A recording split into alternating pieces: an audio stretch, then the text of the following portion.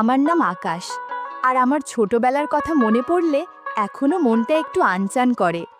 তখন আমার বয়স ৭-৮ হবে। বাবা মা আমাকে নিয়ে কাকার বাড়ি যেতাম। কাকার বাড়িটা ছিল একতলা, ছোট্ট একটা উঠোন আর পিছনে একটা আম গাছ। আমি আর আমার কাকাতো বোন রিমা তখন সবে ৩-৪ বছরের। সারাদিন উঠোনে দৌড়াদৌড়ি করতাম। কখনো আম গাছের নিচে লুকোচুরি খেলতাম, কখনো কাকিমার হাতের পিঠে খেয়ে দুজনে একসঙ্গে দুষ্টুমি করতাম। রিমা ছিল দারুণ দুষ্টু। কাকিমা আমাদের দুষ্টুমি হাসি মুখে দেখতেন। মাঝে মাঝে বলতেন, আকাশ, রিমাকে এত আদর করিস না, মাথায় উঠে যাবে। কাকাও হাসতেন, তবে তিনি বেশিরভাগ সময় ব্যস্ত থাকতেন তার ছোট্ট দোকান নিয়ে। আমার ছোটবেলার সেই হাসি খুশির দিনগুলো যেন একটা স্বপ্নের মতো ছিল। কিন্তু সেই স্বপ্ন ভেঙে গেল যখন আমার বয়স ১৩ বছর। সেদিনটা এখনো আমার মনে ঝকঝকে স্পষ্ট। বর্ষার একটা দুপুর, আকাশ ছিল ঘন কালো মেঘে ঢাকা। বাবা মা কলকাতা থেকে হালিশহরে কাকার বাড়িতে আসছিলেন আমাকে নিয়ে যাওয়ার জন্য। আমি তখন আমাদের পুরনো বাড়িতে একটা প্রতিবেশীর কাছে ছিলাম। বাবা একটা সেকেন্ড হ্যান্ড মারুতি গাড়ি কিনেছিলেন কিছুদিন আগে, আর সেই গাড়িতেই তারা আসছিলেন। কিন্তু পথে বৃষ্টির জন্য রাস্তা পিচ্ছিল হয়ে গিয়েছিল। শুনেছিলাম বাবা গাড়ি চালাচ্ছিলেন আর মা পাশে বসে গান শুনছিলেন। হঠাৎ একটা ট্রাক তাদের গাড়ির সামনে এসে পড়ে। বাবা ব্রেক করার চেষ্টা করেছিলেন, কিন্তু পিচ্ছিল রাস্তায় গাড়িটা নিয়ন্ত্রণ হারিয়ে ফেলে। ট্রাকের সঙ্গে ধাক্কা লাগতেই গাড়িটা দুমড়ে মুচড়ে যায়। পুলিশ পরে বলেছিল দুর্ঘটনাটা এত ভয়ানক ছিল যে বাবা মা দুজনেই ঘটনাস্থলেই মারা যান। আমাকে যখন খবরটা দেওয়া হলো, আমি যেন পাথর হয়ে গিয়েছিলাম। আমার মাথায় কিছুই ঢুকছিল না। আমার সেই ছোট্ট দুনিয়াটা যেন এক মুহূর্তে ভেঙে চুরমার হয়ে গেল। আমার বুকের মধ্যে যেন একটা শূন্যতা তৈরি হয়েছিল।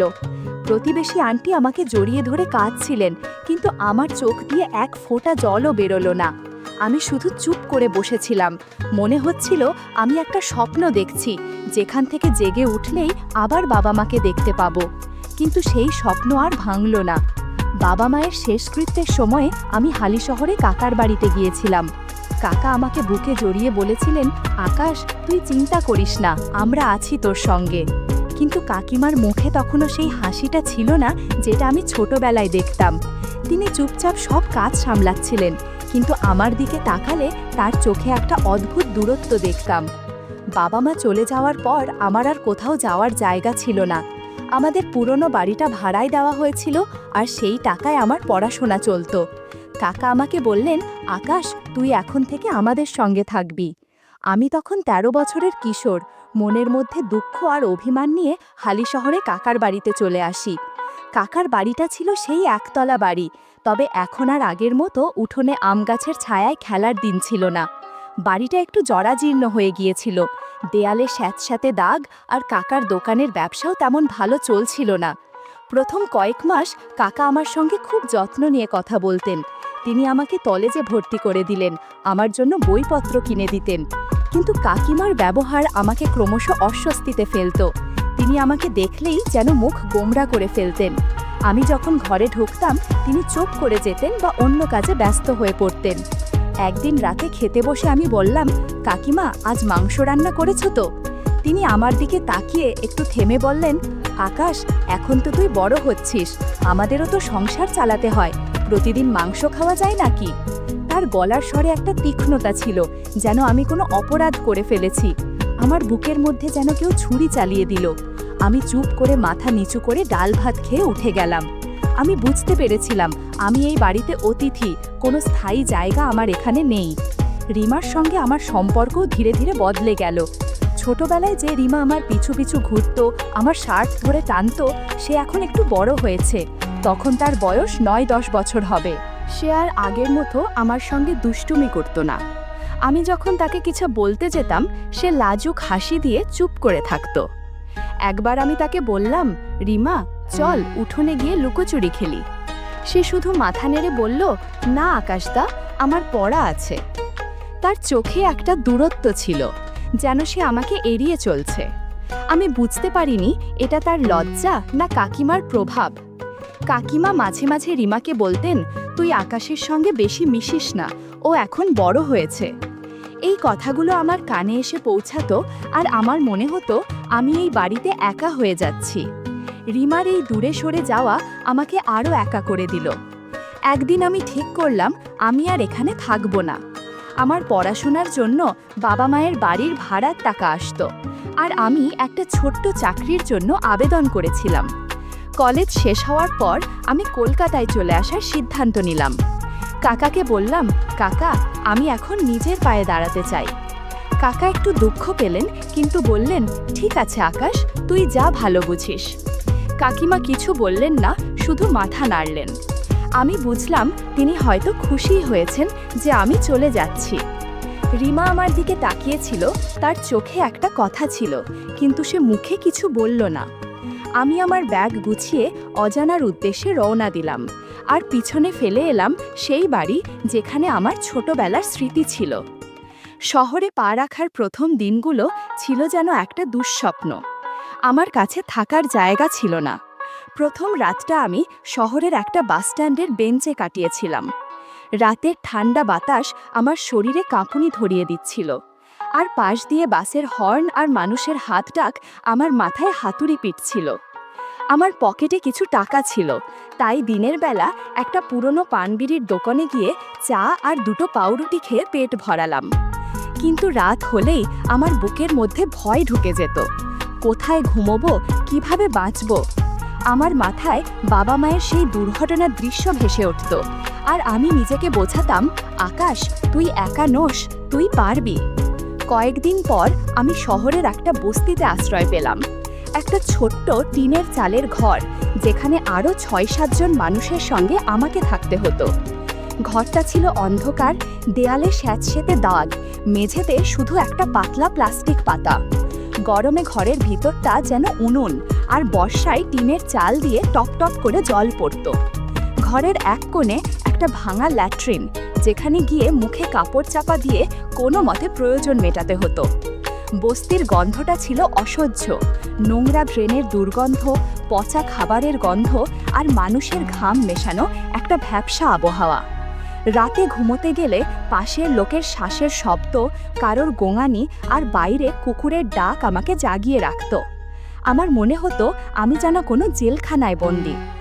কয়েক মাস পর আমি একটা নির্মাণ সাইটে কাজ পেলাম। সেখানে ইট বহন, সিমেন্ট মেশানো আর ভারী জিনিস তুলতে হতো। সকাল থেকে সন্ধ্যা পর্যন্ত আমার হাতে ইটের ধুলো, কাঁধে ব্যথা আর পিঠে সিমেন্টের বস্তার চাপ। আমার হাতে কড়া পড়ে গিয়েছিল, আঙুলগুলো ফেটে রক্ত জমত। কিন্তু আমি থামিনি। সাইটের অন্য শ্রমিকদের সঙ্গে আমি মিশতে চেষ্টা করতাম। তাদের মধ্যে ছিল রমেশ, একজন মাঝবয়সী শ্রমিক যে সারাদিন কাজের ফাঁকে গান গাইত আর রাতে মদ খেয়ে চিৎকার করত। আরেকজন ছিল শ্যামল, যে তার গ্রামের বউয়ের কথা বলতে বলতে কাঁদত। আমি তাদের সঙ্গে হাসতাম, কিন্তু মনের মধ্যে একটা শূন্যতা ছিল। আমার কেউ ছিল না, কেউ আমার জন্য অপেক্ষা করত না। নির্মাণ সাইটে আমার পরিচয় হলো মিনার সঙ্গে। মিনা ছিল সেখানে খাবার বানানোর কাজের মহিলা। তার শ্যামলা শরীর, ঘামে ভেজা শাড়ি আর তার হাসি আমার মনে একটা অদ্ভুত টান তৈরি করত। তার বয়স ৩০-এর কাছাকাছি। আমার চোখ বারবার সেদিকে চলে যেত। সে মাঝে মাঝে আমার দিকে তাকিয়ে হাসত, বলতো, আকাশ, তুই এত কষ্ট করিস কেন, একটু হাসিস না? তার কথায় আমার মনে একটা উষ্ণতা জাগত, যেন এই শহরে আমার জন্য কেউ একটু মায়া দেখাচ্ছে। আমি তার দিকে তাকালে কেমন একটা টান অনুভব করতাম, কিন্তু আমি নিজেকে সামলাতাম। বস্তির জীবন আমাকে ভিতর থেকে ভেঙে দিচ্ছিল। টিনের চালের ঘরে গরমে আমার শরীর ঘামে ভিজে যেত, আর বর্ষায় ছাদ দিয়ে জল পড়ত। ঘরের এক কোণে ভাঙা ল্যাট্রিন, যেখানে গিয়ে মুখে কাপড় চাপা দিয়ে কোনো মতে ব্যবহার করা যেত। রাতে পাশের রুমমেটদের চেঁচামেচি, কুকুরের ডাক আর নোংরা ড্রেনের গন্ধ আমাকে জাগিয়ে রাখত। শহরের বস্তির সেই টিনের চালের ঘরে আমার জীবন যেন একটা অন্ধকার গুহায় বন্দী হয়ে গিয়েছিল। একদিন রাতে আমার শরীরে জ্বর এলো। শরীর কাঁপছিল, মাথা ঝিমঝিম করছিল, আর আমার বুকের মধ্যে যেন একটা ভারী পাথর চেপে বসেছিল। আমার পকেটে ডাক্তার দেখানোর টাকা ছিল না। বস্তির সেই নোংরা ঘরে, যেখানে দেয়ালার স্যাঁতস্যাঁতে দাগ আর মেঝেতে পাতলা প্লাস্টিক পাতা ছিল, আমি শুধু একটা পুরনো প্যারাসিটামল গিলে কোনো মতে শুয়ে পড়লাম। জ্বরের ঠান্ডায় আমার হাড় কাঁপছিল। আমার মনে হচ্ছিল আমি মরে যাচ্ছি। মিনা সেদিন বিকালে আমাকে দেখতে এসেছিল। নির্বাণ সাইটে তার সঙ্গে আমার বন্ধুত্ব হয়েছিল। তাকে দেখে আমার মনে একটা নিষিদ্ধ টান তৈরি করেছিল। সে আমার ঘরে ঢুকে আমার কপালে হাত দিয়ে বলল, আকাশ, তোর এত জ্বর, কেন আমাকে বলিসনি? তার হাতের স্পর্শ আমার অদ্ভুত লাগছিল। মিনা আমার পাশে বসে আমার মাথায় হাত বুলিয়ে দিচ্ছিল। তার শাড়ি একটু অগোছালো হয়েছিল। মনে হচ্ছিল কিছু একটা করা দরকার, কিন্তু হঠাৎ মিনা আমার হাত সরিয়ে দিল। তার চোখে একটা ভয় মিশে গেল। সে ফিসফিস করে বলল, আকাশ, এটা ঠিক না, আমার স্বামী আছে। আমার মনটা ভেঙে গেল। আমি জ্বরের ঘোরে তার দিকে তাকিয়ে বললাম, মিনা, আমি তোকে চাই। সে মাথা নিচু করে চুপ করে রইল, তারপর উঠে চলে গেল। তার শাড়ির খসখস শব্দ আমার কানে বাজতে লাগলো, আর আমার মনে একটা অপমানের ঝড় বয়ে গেল। একদিন মিনা আমাকে বলল, আজ আমার বাড়িতে চল, তোকে ভাত খাওয়াবো। আমি অবাক হলাম, কিন্তু তার হাসি দেখে না বলতে পারলাম না। মিনার বাড়ি ছিল বস্তিরই একটা ছোট্ট ঘর। ঘরটা ছিল ছোট্ট, ভাঙাচোরা, দেয়ালে স্যাঁতস্যাঁতে দাগ, মেঝেতে একটা পুরনো প্লাস্টিক পাতা। ঘরের মধ্যে ঘাম, রান্নার গন্ধ আর বাইরের নোংরা ড্রেনের দুর্গন্ধ মিশে একটা ভ্যাপসা আবহাওয়া তৈরি হয়েছিল। মিনা আমাকে একটা ভাঙা চেয়ারে বসিয়ে নিজের হাতে ভাত, ডাল আর একটু মাছের ঝোল বানিয়েছিল। ঘরে প্রচণ্ড গরম থাকায় মিনা অনেক ঘেমেছিল, যার ফলে অনেক অদেখা জিনিস দেখা যাচ্ছিল। আমার চোখ বারবার সেদিকে চলে যাচ্ছিল। আমি মনে মনে অনেক কিছু ভাবছিলাম। মিনার সাথে গল্প করতে করতে করতে বুঝতে পারলাম তার স্বামী নেশা করে বেড়ায়, কোনো রোজগার করে না।